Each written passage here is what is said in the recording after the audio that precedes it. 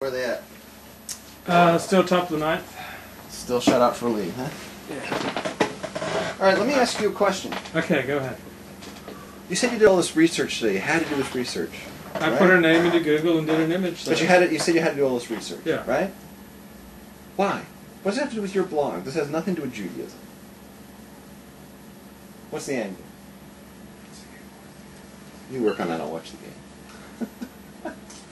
Well, it struck me as like a compelling social issue that illustrates like wider values. So we think that sexual harassment is basically only something that men can do to women. But here's a woman who poses naked, who dresses in a very provocative way. Her entire career is based upon being a sex object. And then there are all these allegations that she was sexually harassed. And if Brett Favre did indeed do this, it's disgusting.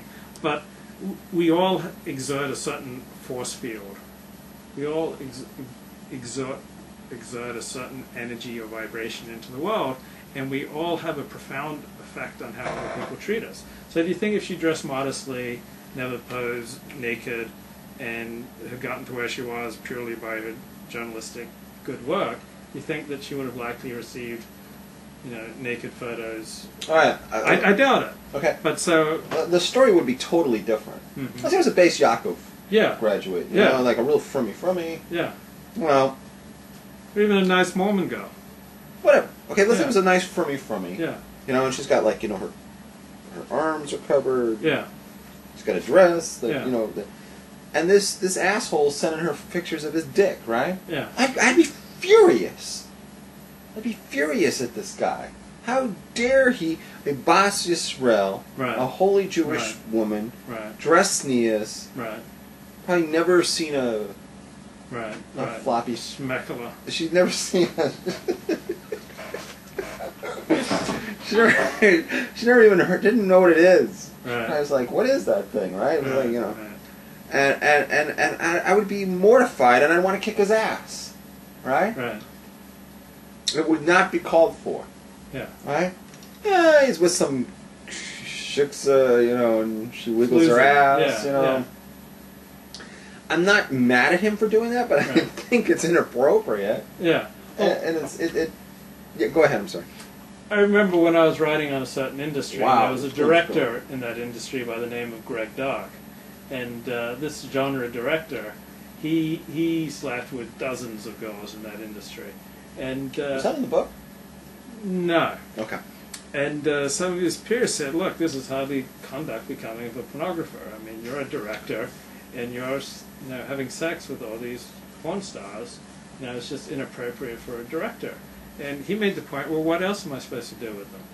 Like, he wasn't going to get together with them to discuss literature. These were sex workers, and that's what you do with sex workers. And so the way you comport yourself, the type of work that you choose, the way you do it, women, yeah, you're gonna draw a certain reaction from other people. So you want to sell yourself on the basis of your sexuality, and you want to pose naked. Well, you're going to draw a certain response from the world.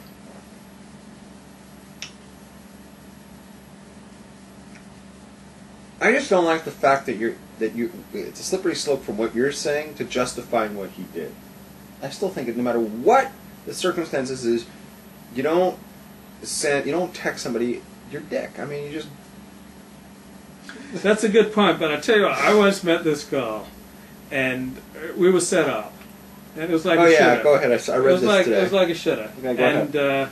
And this we were IMing on AOL back in 1999, and she was telling me about herself, and she sent me a very intimate photo of herself, and she requested that I send an equally intimate photo back.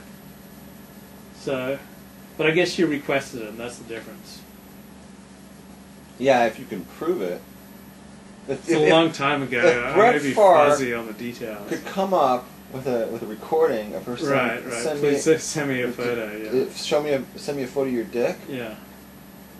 I take back everything I've said about this guy. He's completely in the clear. But you hated Brett Favre before this. Well, I hate him, but not for this. Because why do you hate him? Because he keeps retiring and unretiring? That's yeah. He's got to suck all the air out of the room every summer. It's all got to be about Brett. Right. He's not. What is it? You cry 3 times it's wolf or something. Yeah. What did they cry say? wolf. You cried wolf. He's not retiring. Right. Even if he does eventually retire, which he's going to have to do at some point. I mean, he's not going to play until he's 90. You're not going to believe he's gone. Right. It's going to be like a Moloch. He's not dead until you see the guy dead. So it's going to take him to actually die before we are convinced he's not coming back. He's like a sequel that never goes away. He's like the Halloween series. He's like a bad movie that just doesn't stop, right? He's like Freddy in Friday the 13th. You know what I mean? It's like Brett Favre. It's like, just get off my TV already. So that's number one. Number two is most of my problem with him is the media. It's not so much him; it's the media.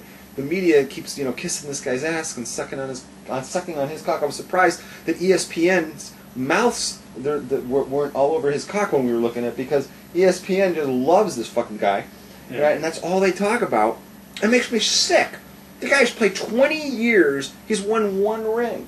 For the amount of hype, the attention that the media gives him, the amount of commercials that he does. The fact that we're even talking about him today, you would think he has 10 rings. He's got 1 lousy ring, right? And every time there's a big game and he's on, how does the game end? How does the game every time end? He throws an interception. He throws an interception, and that's the end of the game. Every big game that Brett Favre's in ends with him throwing an interception. Am I right? Yeah. That's true. The last 3 years. That's right. Yeah. Every big game that he has ends with an interception. And just remind us who he was when he was playing, when it was Minnesota on Monday Night Football.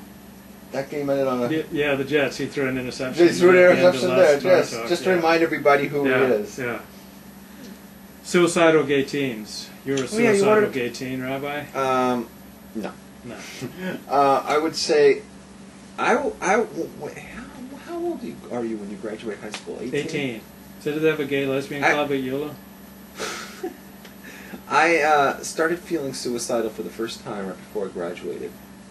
Somebody said I was like 17? Yeah.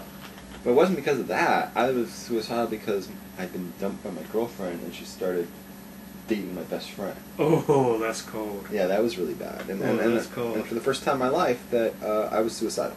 Wow. And that just, I've never stopped. I've always been suicidal ever since. What's the deal with the gay? I don't get any of this, to be honest. I've been reading a lot of this stuff. I don't get it. Well, there's all this talk about suicidal gay teens because one college student in Rutgers jumped off a bridge, and then some other gay teens committed suicide. So suicidal gay teens is a hot topic right now. Okay, let me ask. Let's all, it's the media likes to create some excitement. Mm-hmm. Let's break this down. Mm-hmm. Suicides happen every day. Right. Why aren't we talking about all suicides? Why are we only talking about those from people who claim that they're gay? Right? Right. Why does this small... Why do they get special compassion? Exactly. Why do we spend so much time talking about them when there's so many people who don't? And they say, well, because 2 reasons. Now listen to these 2 reasons. One is that because they say it's a disproportionate amount of suicides are done by people who identify themselves as gay. Mm-hmm. First thing I want to say on that is there's a disproportionate amount of suicides committed by people in Sweden. Yeah. Why aren't we talking about all of our Swedish friends who are killing themselves? I think it's terrible. The Swedes are killing themselves. Right? They're committing suicide. Why aren't we talking about it? I think it's terrible, and I think it's an injustice, and frankly, I'm disgusted that we're not talking about that right now. I want to dedicate the rest of the show to the poor Swedish people who kill them. You know what they do? I'll tell you what they do. They have Swedish meatballs for their last meal, and they get in a Volvo, and they drive it over the cliff. That's what they do. The Swedish people, that's what they do. Right. Right? And I'm saying it's a travesty to be Swedish. Right? Good point. Yeah. Okay. So that's number one. Number two is on that point that they say, oh, there's a disproportionate amount of gay people. Right.